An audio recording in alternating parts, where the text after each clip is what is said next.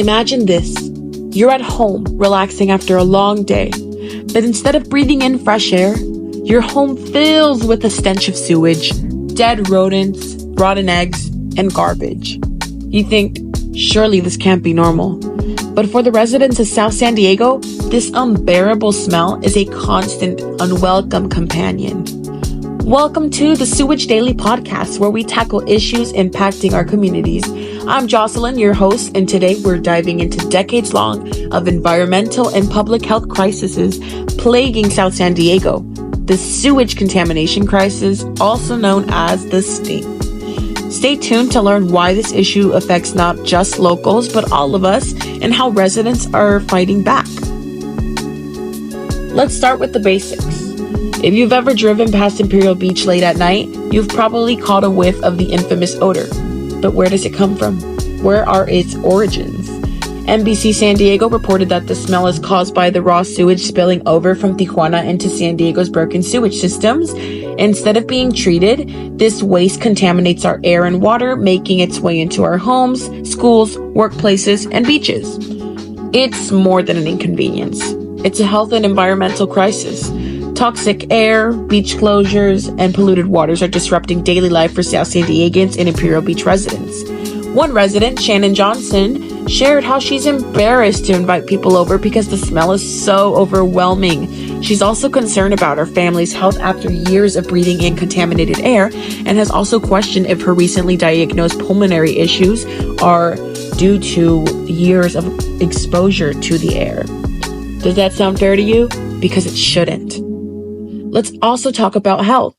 The SD Coastkeeper warns that prolonged exposure to these toxins increases the risk of contracting gastrointestinal infections, hepatitis, and respiratory diseases.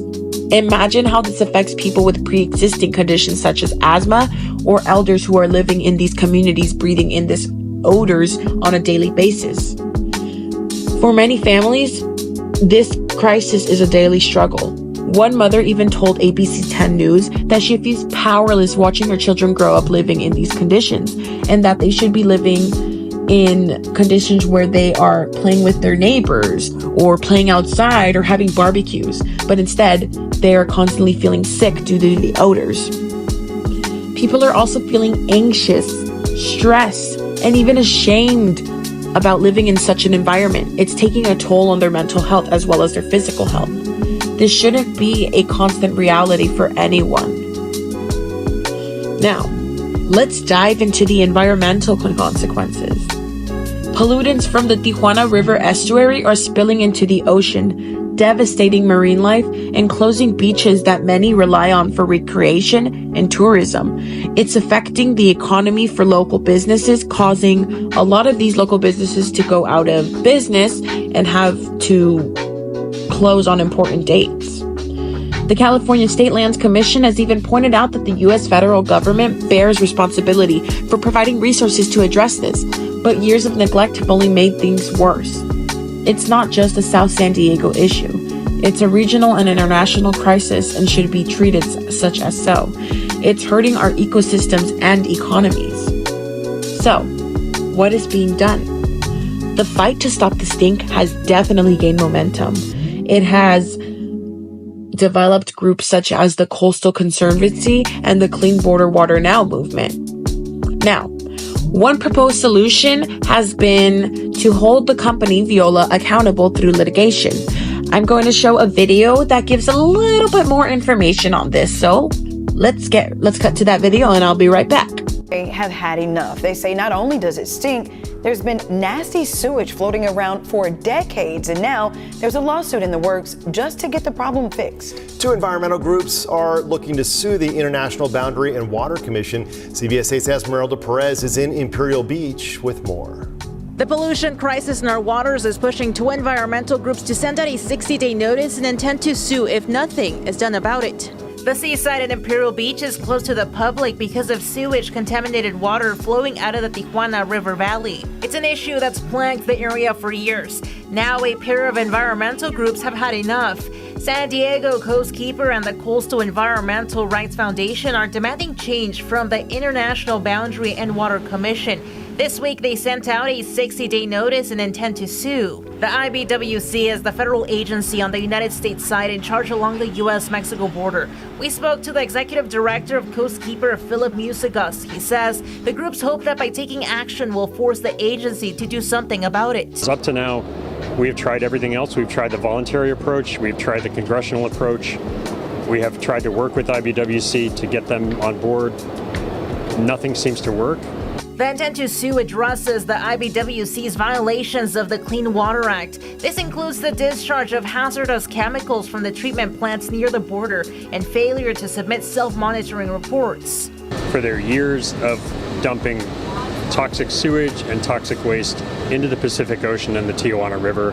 This isn't the first time the IBWC has been hit with a lawsuit. Philip tells us that a suit they filed previously ended in a settlement that resulted in $300 million going towards fixing the South Bay sewage treatment plant. However, because of its debilitating condition, more is needed because at the moment it's barely running. He says close to $1 billion is needed on the United States side to fix the issue permanently. So we need funding and we need accountability for the feds so that they clean up this mess. Beyond people in Imperial Beach not being able to swim or surf in the water, Philip says the sewage issue has become a public health and environmental crisis. The sewage discharges are illegal under the Clean Water Act. They are making people sick in Imperial Beach. If the violations are not addressed and nothing is done about it in those 60 days... Wow, that was a really insightful video. It is clear that citizens have grown tired of waiting for leaders and companies to do the right thing and put an end to this stink and put an end to this contamination that is polluting our environment and polluting the homes of many citizens. Now, speaking of leaders and their failed solutions, there is also a promising development in collaboration between Mexico and the U.S. Together, they've allocated $456 million to repair the sewage systems and contain the waste. It's definitely a step towards the right direction. However, at this rate, it's not enough. We need sustained advocacy.